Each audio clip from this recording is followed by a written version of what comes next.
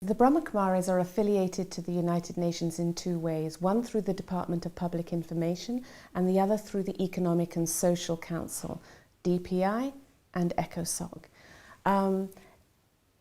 With the Department of Public Information, our responsibility is to share with our constituents, which would be the Brahma Kumaris and also all the people that we're in contact with, the issues of the United Nations, take those issues, bring them into our communities, hold events and conferences around that, and then obviously from a spiritual perspective, we're a spiritual organization, and then we then take that back to the UN and share with them what it is that we've done. We have to do yearly reports which show the Department of Public Information what we've done.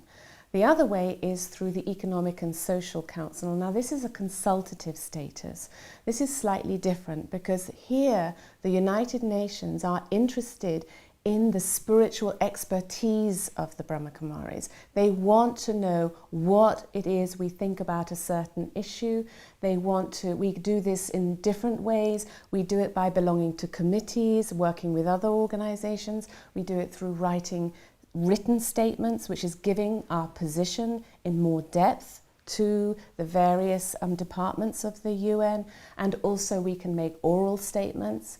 Part of that relationship also, of course, is that we have to do quadrenal reports. So we have to report back to the UN what it is that we've been doing internationally over those 4 years.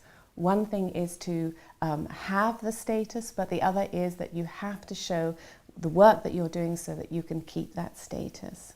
Some of the activities that we participate in is, for example, we take part in committees. The Brahma Kumaris are co-chairs of something called the Values Caucus at the UN, so we look at values, we hold meetings and such like, inviting both governments and also the Secretariat to come to our meetings to explain to our constituents and also give feedback to them. We actually have something that's very popular, which is breakfasts. We call them coffees, where we invite the ambassadors to come on an informal level, so we don't record anything or write anything, any reports on it, but it gives the ambassadors from different countries a chance to come and explain or give a little bit of the history of the values of their countries, and it gives an opportunity for the NGOs themselves to have that close interaction which they may not have.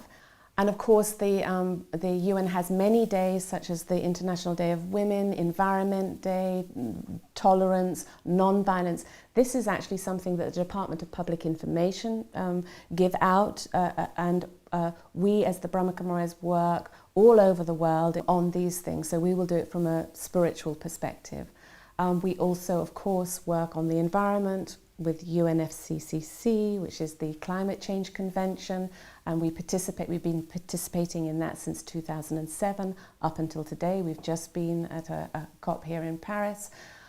We also work very much on women's issues, of course, because we're a women-led organization. We do have men, of course, part of our organization, but it's the women who are the administrators and the spiritual guides of this organization. And so, of course, equality and women's empowerment is very important to us.